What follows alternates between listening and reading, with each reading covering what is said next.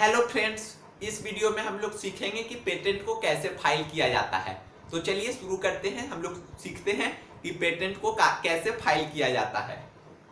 Filling application.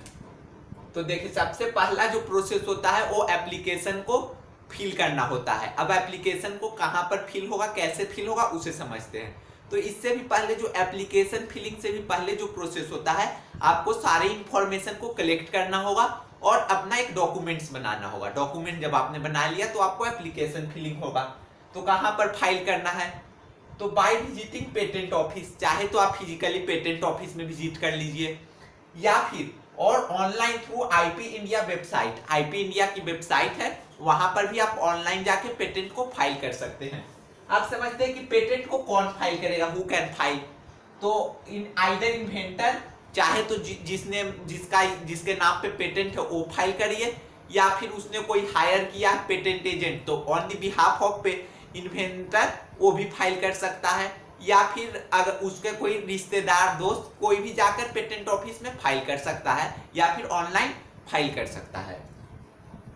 अब online filling में चाहे तो प्रोविजनल स्पेसिफिकेशन दीजिए या फिर कंप्लीट स्पेसिफिकेशन दीजिए। तो आप समझते हैं कि ये दोनों, अगर आपकी जानकारी उस समय तक पूरी नहीं हुई है तो सिर्फ आप एम, ऑब्जेक्टिव और जो मिनिमम इंफॉर्मेशन रिक्वायर्ड है उसे देकर आप प्रोविजनल स्पेसिफिकेशन दे सकते हैं पेटेंट फिलिंग एप्लीकेशन को। अब और इसके जिस दिन आप फाइल किए उसके 12 महीने के बाद आपको कंप्लीट स्पेसिफिकेशन दे देना होगा। आप समझते हैं कि आखिर आईपी इंडिया ने ऐसा क्यों किया।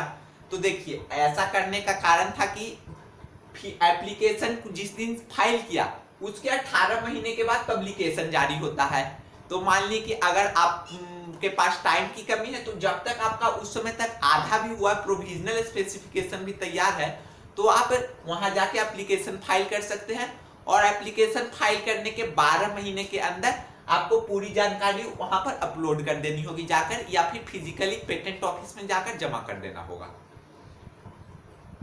आप समझते हैं कि जब आपने, या फिर डायरेक्ट भी आप कर सकते हैं, अगर आपके पास पूरी जानकारी उसी समय उपलब्ध है तो डायरेक्ट भी आप कंप्लीट स्पेसिफिकेशन कर सकते हैं। तो फाइलिंग करने के 18 महीने के अंदर फिर क्या होगा, पब्लिकेशन होगा। अब पब्लिकेशन में क्या होगा इसे समझते हैं। तो after 18 month of patent application will be published in the Gazette of Patent India। Patent India का जो गैजेट होगा उसमें आपके पेटेंट को पब्लिश कर दिया जाएगा। अब क्या क्या उसमें पब्लिश किया जाएगा, तो बिब्लियोग्राफी और एब्स्ट्रैक्ट फॉर्म में इंफॉर्मेशन पब्लिश कर दिया जाएगा। हर फ्राइडे को एक नोटिफिकेशन जारी होता है पेटेंट आईपी इंडिया की तरफ से। ऑनलाइन आप इसे ऑनलाइन जाकर चेक कर सकते हैं। तो उसी में आपको चेक करते रहना है कि 18 महीने, एग्जैक्ट 18 महीने के बाद आपका जो फॉर्म है उसे पब्लिश कर दिया जाएगा। हाँ, अगर एक और है कि अगर आप चाहते हैं कि मेरा फॉर्म 18 महीने से पहले ही पब्लिश कर दिया जाए, तो आप एक स्टैट्यूटरी फी देकर आप अप्लाई कर सकते हैं कि मेरा एक फॉर्म आता है उसे आप फिल कर दीजिए, तो आपका जो पब्लिकेशन है वो 18 महीने के पहले भी जारी कर दिया जाएगा, लेकिन उसके लिए फी आपको देना होगा। आप समझते हैं कि ये सब जितना प्रोसेस है यहाँ तक पब्लिकेशन तक, वो ऑटोमेटिक होगा। एक बार आपने फॉर्म फिल कर दिया उसके बाद ऑटोमेटिक 18 मंथ के बाद आपको पब्लिकेशन जारी कर दिया जाएगा गैजेट ऑफ इंडिया में आपके पेटेंट को।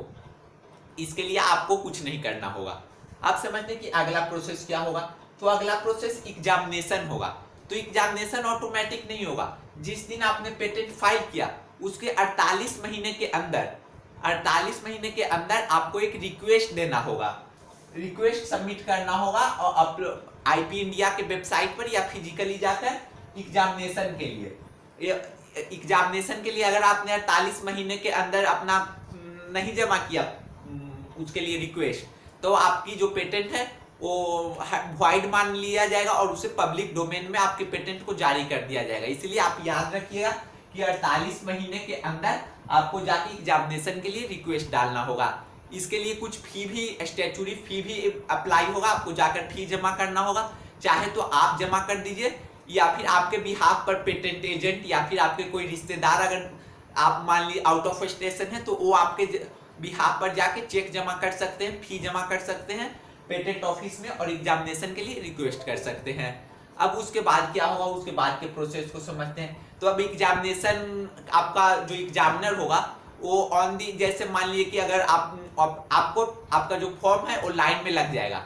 अगर मान लीजिए आपके आगे कम बंदों का रिक्वेस्ट है अपनी एप्लीकेशन एग्जामिनेशन के लिए तो तुरंत आपका हो जाएगा, और अगर ज्यादा का है तो आपको वेट करना होगा, और डिपेंडिंग अपॉन एप्लीकेशन है कि आपके आगे कितने लोगों ने एप्लीकेशन एग्जामिनेशन के लिए रिक्वेस्ट डाला है। उसके बाद फर्स्ट एग्जामिनेशन रिपोर्ट होगा।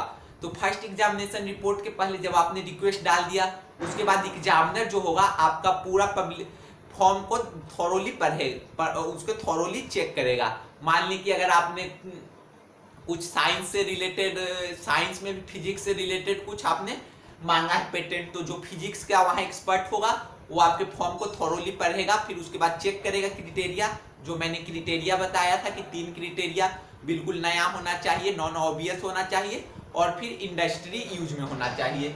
तो वो अगर क्राइटेरिया फुलफिल करेगा तो फिर आपको एक letter first examination report mail पर भेज देगा। तो 6 महीने के अंदर उन्होंने जितने भी सवाल पूछे हैं आपको वापस से मेल करना होगा, आपको जमा करना होगा फर्स्ट एग्जामिनेशन रिपोर्ट। अगर आप फिजिकली चाहते हैं तो आप वहां पे मेल में रिप्लाई दीजिए कि मैं फिजिकली चाहता हूं, तो वो इंडिया पोस्ट के थ्रू आपके घर पर आ जाएगा, उसके बाद आप उसे कुरियर कर सकते हैं। तो फर्स्ट एग्जामिनेशन रिपोर्ट आपने भेज दिया उसे 6 महीने के अंदर, अगर वो आपके जवाब से आंसर से सेटिस्फाई होगा तो आपका जो फॉर्म होगा वो एक्सेप्ट कर लिया जाएगा। अगर वो चाहेंगे कि आपसे और जानकारी, आपके जो जानकारी आपने दिया उससे संतुष्ट होंगे, तब वो हियरिंग के लिए आपको फिजिकली हियरिंग के लिए बुलाएंगे पेटेंट ऑफिस में। और आइदर आप फिजिकली, फिर आप अगर रिक्वेस्ट करेंगे तो वीडियो कॉन्फ्रेंसिंग के जरिए ऑनलाइन भी हियरिंग की जा सकती है। आपके अगर आपके हियरिंग से वो संतुष्ट हो गए तो आपके फॉर्म को एक्सेप्ट कर लिया जाएगा, और जब आपके फॉर्म को एक्सेप्ट कर लिया जाएगा तो आपको पेटेंट ग्रांट कर दिया जाएगा।